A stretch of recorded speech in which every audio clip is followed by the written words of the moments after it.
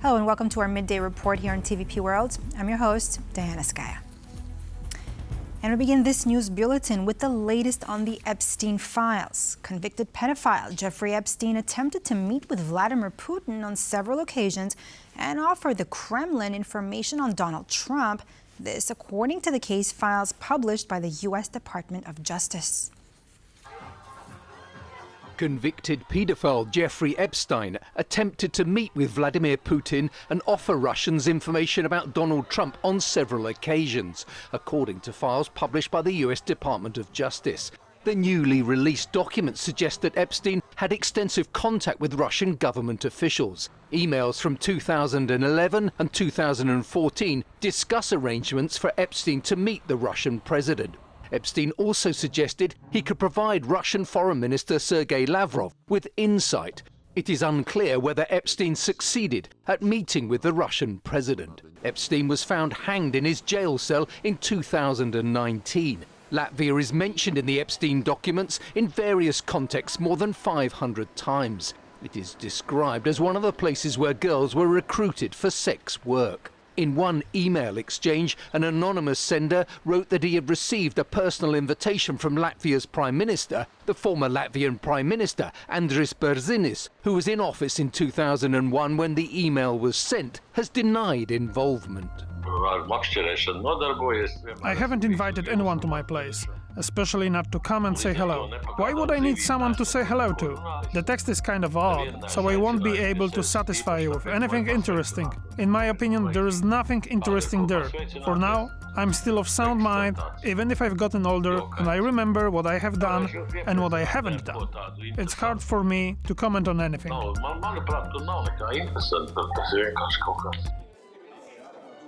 Meanwhile, the weekend's resignation of a top advisor to Slovak Prime Minister Robert Fico, Miroslav Lajčák, continues to have repercussions. According to the newly released documents in which he discusses girls with Epstein, Lajčák is far from the pro-European he's long presented to the public eye. He apparently attempted to set up meetings between the far-right American ideologue Steve Bannon and was a strong advocate for Russia's foreign minister. The explosive discovery that he was sending to Jeffrey Epstein, his SMS that he loved Minister Lavrov, and he was preparing the meeting of Steve Bannon with the European politicians or even Slovak politicians. So he was representing Slovak social democracy, formally this party's social democracy, but at the same time, in the clandestine, he was acting in a completely different direction. Lajčák has denied any wrongdoing, saying he was never offered any sexual services by Epstein and was unaware at the time of the predator's crimes. More than 500 buildings in Kyiv remain without heating, Ukrainian President Volodymyr Zelenskyy said in his nightly address. Zelenskyy also extended condolences to the friends and family of the 15 miners killed in Dnitropetrovsk on Sunday after a Russian drone struck a bus carrying them home from work.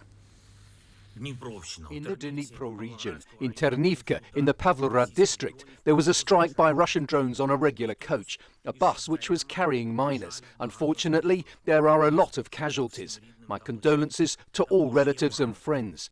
The emergency situation in Kyiv is ongoing. More than 500 residential buildings are without heating. Repair works are still going on. Each day, irrespective of the situation, this is hundreds of buildings. Whether there are strikes or no strikes, all the same, hundreds of buildings without power. This means that work carried out in the city is not enough.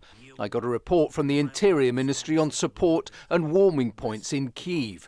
More people are now turning to them, and in several districts, additional warming points are being erected. Hot meals are distributed. All who need this support will get it. As Russia continues to hammer Ukraine's energy grid, leaving hundreds of thousands of people in Kyiv without heat or power, help is slated to arrive from just across the border. Poland, one of Ukraine's closest allies, is stepping up with generators, food, and church-led aid, offering warmth, electricity, and solidarity as winter tightens its grip. Russia continues to bomb Ukraine's energy infrastructure, leaving hundreds of thousands of Kyiv residents in the dark without heating or running water. But Poland, one of Ukraine's key long-standing allies, does not remain indifferent to the suffering of its neighbor. The Archdiocese of Krakow has decided to help and donated all of its parish's charity drives to help Kyiv. Over the past week, over €280,000 has been transferred to our Caritas Catholic charity organisation's account. And we've already spent nearly €240,000 on power generators and food, which have already reached Kyiv. Other Polish archdioceses followed suit. I think it's very important to help because they're freezing out there. There's no other way but to help them. Everybody should contribute. This assistance is needed now even more than when the full-scale war broke out. Polish aid does not go unnoticed. The Ukrainian Greek Catholic Church has thanked Poles for their generosity and announced that supplies have already been distributed to those in need. But this is not the first Polish initiative to aid Ukraine. A restaurant in Poland has recently come up with a new humanitarian effort to help Kyiv residents endure the freezing temperatures. The La Kapitana Tavern has launched the Warm Soup for Kyiv campaign, which will see 1,000 liters of traditional Polish żurek soup delivered to the Ukrainian capital.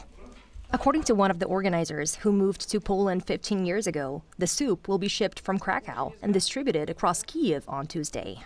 It's not about the soup. It could have been cooked in Kyiv. It's about the gesture of solidarity. We want to show that Poles support us and that Ukrainians do too. The situation across Ukraine remains dire, and there is no such thing as too much help. The country's authorities have been working round the clock to restore the power grid for weeks now. And Ukraine's allies, including Poland, have stepped up to support Kyiv in these efforts. There is 90 generators being donated by the city of Warsaw to the city of Kyiv. In response to the ongoing blackouts in Kyiv, a private foundation in Poland has also launched the Warmth from Poland for Kyiv charity drive, which has since raised over €2.3 million. Ukrainians are increasingly pessimistic about seeing an end to the war anytime soon, with 43% stating that they do not believe the war will end in 2026. This, according to a poll published on Monday. Now, a poll by the Kyiv International Institute of Sociology showed that the figure is up 14% from December. While Ukrainians see no end in sight, their resolve is seemingly strengthening. 65% of respondents are determined to endure the war for as long as necessary, compared with 62% in December and 54% in March of 2025. The news comes as U.S. President Donald Trump's year-long push to broker peace in Ukraine has failed to produce a peace deal. And this as Kyiv and Moscow remain far apart, particularly on the subject of territory.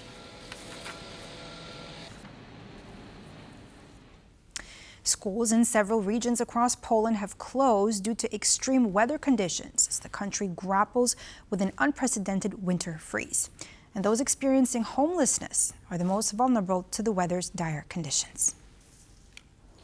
Temperatures plummeted as low as minus 29 degrees Celsius in parts of the country over the weekend, with the wind chill factor pushing it further down to minus 36-38 degrees.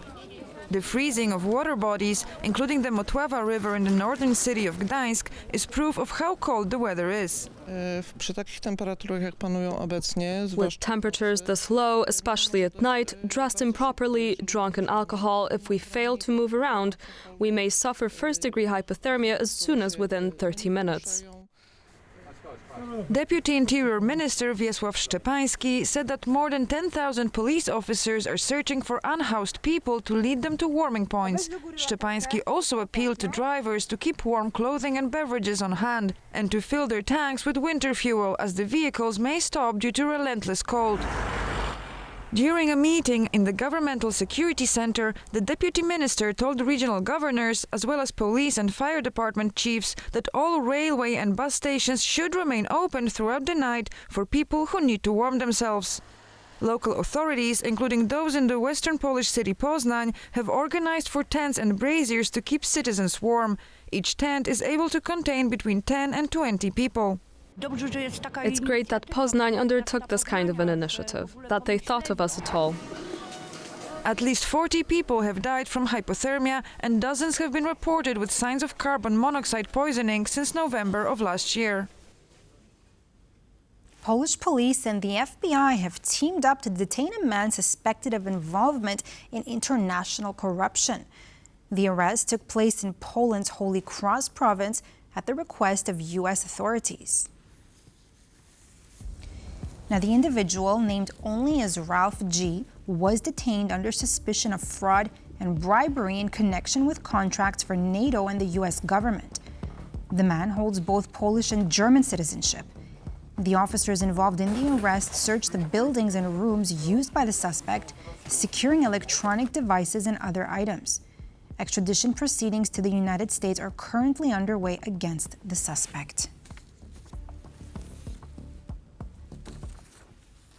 Politics, pop culture, and percussion collide in Armenia. The country's Prime Minister, Nikol Pashinyan, has swapped speeches for drumsticks, fronting a new band that's drawing crowds, cliques, and plenty of controversy in Yerevan and beyond. Now, with elections just 4 months away, Nikol Pashinyan is striking a very different note on the campaign trail. And as our next report shows, not everyone's convinced it's just about the music. In Armenia, a new group called the Varcha Band, which translated from Armenian means the Prime Minister's Band, has hit the nation's music scene. Of all people, the band's led by the country's own Prime Minister, Nikol Pashinyan. The band's first concert brought thousands of fans together, with the following footage confirming the Prime Minister's participation on drums. Let him play. It's a good thing. It doesn't matter who he is, Pashinyan or not Pashinyan. The main thing is to do good for everyone. With less than 6 months left until Armenians vote in the general elections, analysts say Prime Minister Nikol Pashinyan has reshaped his public image. He has become an ever-present figure on social media, especially among younger voters. For example, a video of Pashinyan listening to a popular Russian song drew more than 16 million views. He wants to be associated geopolitically with Europe, and his appearance already reflects that. He doesn't have a single image. He changes it constantly. And when the opposition calls him a dictator, he shares hearts and so on. He follows the public pulse very closely, and he changes his image often. His social media accounts are public, which allows people to leave comments reflecting their sharply divided opinions. Some have expressed a strong rejection of his politics as well as musical taste, while others approve of Pashinyan's policies and constant use of heart emojis. He lacks restraint. There's a certain hysteria in his speech and image. He makes many mistakes in his books and in protocol, but the people, the part of the public that supports Pashinyan, perceive it positively. Although support for Pashinyan declined significantly in the last 2 years, with some 2025 polls putting the drop at between 15% and 20%, the Prime Minister remains the country's most popular politician and is believed to have a strong chance of winning the upcoming election. Are we witnessing the end of the gold craze that took the world over in recent months? Well, the price of the precious metal fell on Monday morning to a level not seen since the beginning of the year. Meanwhile, Asian stocks are taking a battering, but their effect on Europe's markets has proven muted. After a months-long rally, gold is going down. On Monday, the price of the precious metal continued its downward trajectory from the end of last week, dropping in total by 16% before recovering and stabilizing at around $4,800 per ounce.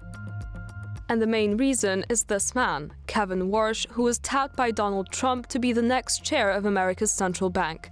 Experts say the appointment worked like a balm for global markets unsettled by the U.S. president's erratic policies, which weakened the U.S. dollar and fueled a surge in gold prices. The market is not scared anymore that Donald Trump is going to take over the Fed and basically make it do whatever he wants. Nobody is expecting that right now.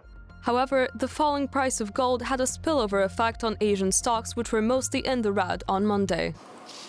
The The story goes that investors sold Asian stocks to move the cash into margin accounts, setting aside money for leveraged operations. But Arak tells a different story.